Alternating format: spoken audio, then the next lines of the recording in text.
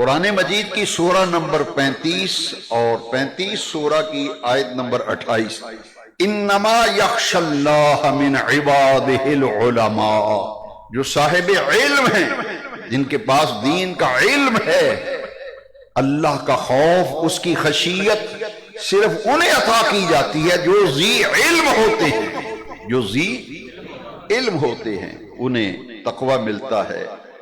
انہیں خشیت ملتی ہے، انہیں اللہ کا خوف ملتا ہے۔ اور دوسری آیت قرآن مجید کی سورہ نمبر 8 آیت نمبر 34، ان اولیاءہ الا المتقون، یہ کہتا ہے بابے، قرآن کہتا ہے اولیاء، قرآن کہتا ہے ان اولیاءہ الا المتقون، بابش ہے کوئی نہیں،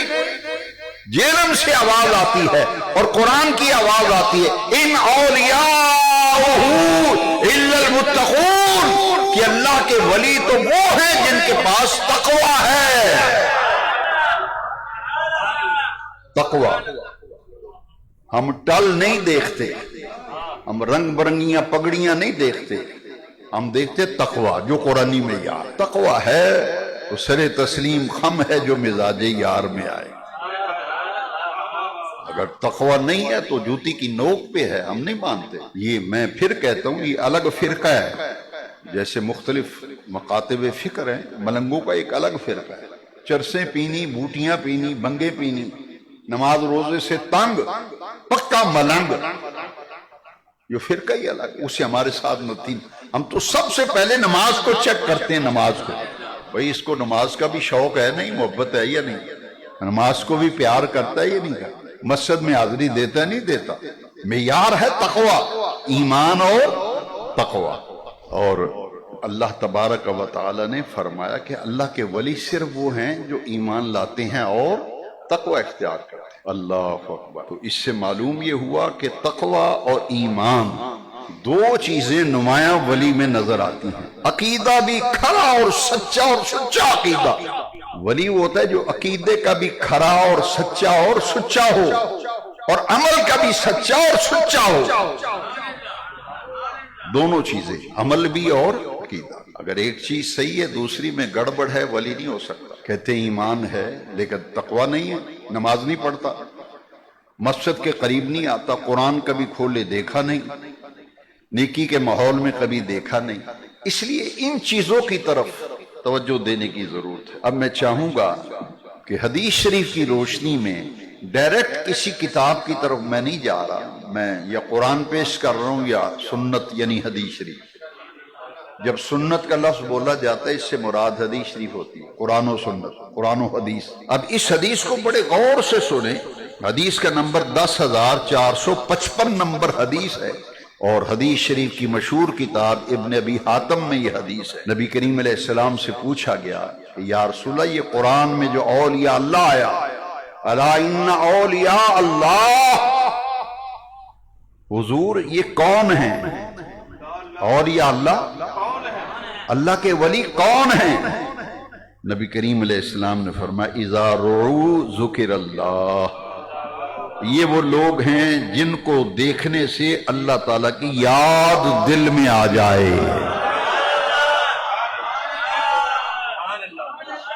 جن کو دیکھنے سے اللہ کی یاد دل میں آ جائے۔ اذا رعوا ذکر اللہ۔ اب اس حدیث کی وضاحت محدث بیان کرتے ہیں کہ وہ کون لوگ ہیں جن کو دیکھیں کیسے پہچانیں؟ پہچان یہ ہے کہ ان کے چہرے کو دیکھوں تو اللہ دل میں اللہ کی یاد آئے۔ یعنی دل میں اللہ کی یاد سے کیا مراد ہے کہ اللہ کی یاد آئے؟ ہمیں کیسے پتہ چلے کہ اس بزرگ کو دیکھا ہے تو اللہ کی یاد آ گئی ہے دل میں؟ فرماتے ہیں اس کی صورت کیا ہوگی کہ ان کی شکل و صورت، ان کی شکل و صورت، ان کا کردار، چال ڈھال، لینا دینا، آنا جانا، اٹھنا بیٹھنا، شکل و صورت، چال ڈھال، اٹھنا بیٹھنا، آنا جانا، لوگوں سے معاملات، لینا دینا، اور جو اپنی زبان سے بولے اسے کہتے گفتار، کردار میں بھی اور گفتار میں بھی، شکل و صورت و لباس میں بھی، اللہ کی عبادت، اس کی بندگی، توحید پرستی کے آثار اس پر اس قدر غالب ہو کہ دیکھنے والے کا ذہن و ضمیر اللہ کی یاد سے تازہ ہو جائے، ذہن بھی اور بندے کا ضمیر بھی اس کو دیکھ کر اللہ کی یاد سے تازہ ہو جائے کہ یہ بندہ کیسا ہے کہ جس کو اللہ نے اتنا نوازا، یہ اللہ کے اتنا قریب ہے، اللہ کا رنگ اس پہ غالب ہے، اس کو دیکھ کر خدا یاد آ جائے، کردار، گفتار، رفتار، اٹھنا بیٹھنا، آنا جانا اس کا عین اللہ تعالیٰ کی عبادت و بندگی اور مدینے والے کی سنت کے مطابق ہو۔ اور ان کی فضیلت حدیث شریف میں ہے کہ اللہ تعالیٰ جب کسی بندے سے محبت کرتا ہے، یہ بخاری شریف میں 7485 نمبر حدیث ہے، اور مسلم شریف میں یہی حدیث 2637 نمبر حدیث ہے۔ جب اللہ تعالیٰ کسی بندے سے محبت کرتا ہے ولیوں سے تو جبریل کو بلاتا ہے، اللہ کریم جبریل کو بلا کر فرماتا ہے، جبریل میں فلاں بندے سے محبت کرتا ہوں، تم بھی اس سے محبت کرو، اور جبریل جاؤ آسمانوں میں بھی اعلان کر دو، زمین میں بھی اعلان کر دو کہ اللہ تبارک و تعالی فلاں بندے سے محبت کرتا ہے، تم بھی اس سے محبت کرو، تم بھی اس سے محبت کرو۔ تو پھر اللہ تعالیٰ زمین والوں کے دلوں میں اس کی مقبولیت رکھ دیتا ہے، اس لوگوں کے دلوں میں اللہ اس ولی کی محبت اور مقبولیت رکھ دیتا ہے، اور جس کے دل میں اللہ اس کی مقبولیت اور محبوبیت رکھ دیتا ہے وہ بندہ پھر اللہ کے ولیوں سے محبت کرنے لگتا ہے۔ اور ایک حدیث اتنی چوٹی کی حدیث ہے، یہ تو کہتے ہیں باب شے کوئی نہیں، اور یہ حدیث جب میں پڑھتا ہوں ایسی روحانی تسکین حاصل ہوتی ہے کہ یہ داتا صاحب بابا فرید غوث العظم شہنشاہ بغداد، یہ غوث العظم فرماتے ہیں کہ اگر میں علی بن عثمان حجویری، داتا صاحب یہ غوث پاک کے پہلے کے بزرگ ہیں، داتا صاحب صدری روایت ہے، داتا صاحب کے متعلق غوث پاک نے فرمایا کہ یہ داتا صاحب سید حجویر اتنے پائے کے بزرگ ہیں، اگر میں ان کے زمانے میں ہوتا تو ان کا مرید ہو جاتا۔